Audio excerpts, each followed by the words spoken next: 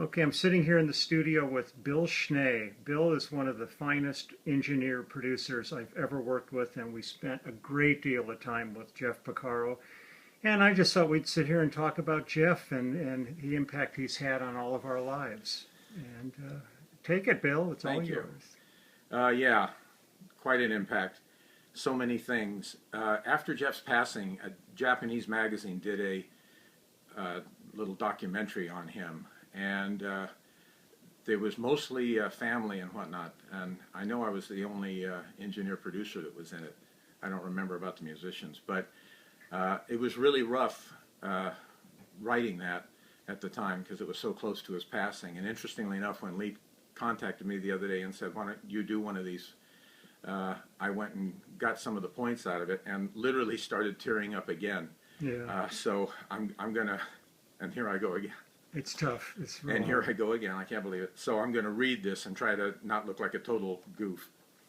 I remember the first time someone told me about Jeff Porcaro. They said, "Boy, does this guy groove," and were they ever right? I had the pleasure of recording Jeff many times on things that I produced and on things that others produced. Trained by his wonderful father, he was the consummate professional. Always the first to a session, not just the first day when we got drum sounds, but every day thereafter. I also had the pleasure of becoming good friends with Jeff. Heck, when my wife Sally and I got pregnant for the first time, we got our gynecologist from he and Susan. Around late 1975 or 76, I was mixing in Sound Labs, and Jeff came running in with a cassette, you all remember those, of what he and David Page had done the night before at Davlin to show me what kind of grooves and what they were doing. That, of course, was the beginning of Toto. That excitement he showed for music, whosever it was one of his many strong suits. I remember that excitement several years later when he brought in an LP of Ricky Lee Jones' first album that he had only played on one cut, but he was so incredibly excited about how talented she was, wanted me to hear the whole album.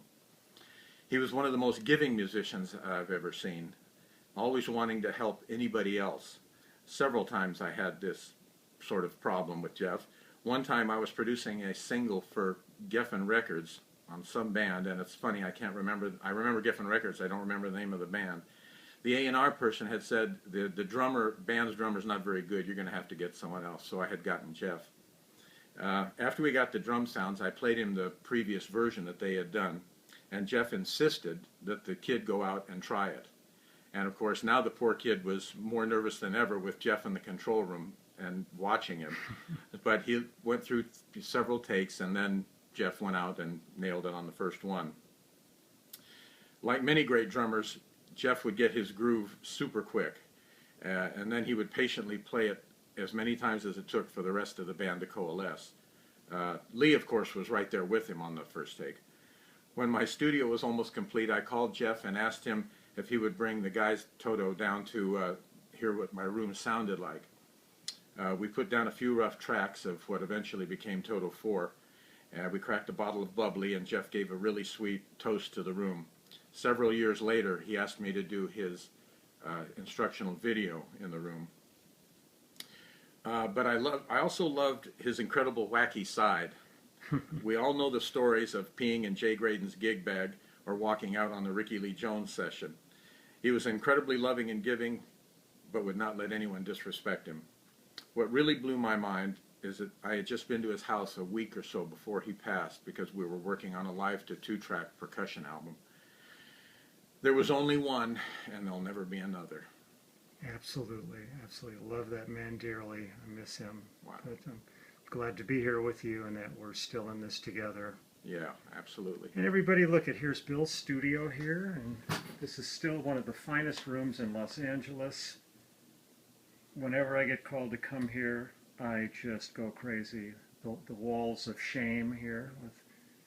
That you started. Yeah, it was all my fault. This room was never painted, and at the last minute they painted it, and I was so happy they painted it white that I came in here, and you can barely see it anymore. I wrote, "It's about time you painted this room." Thank you, Bill. You bet, Lee.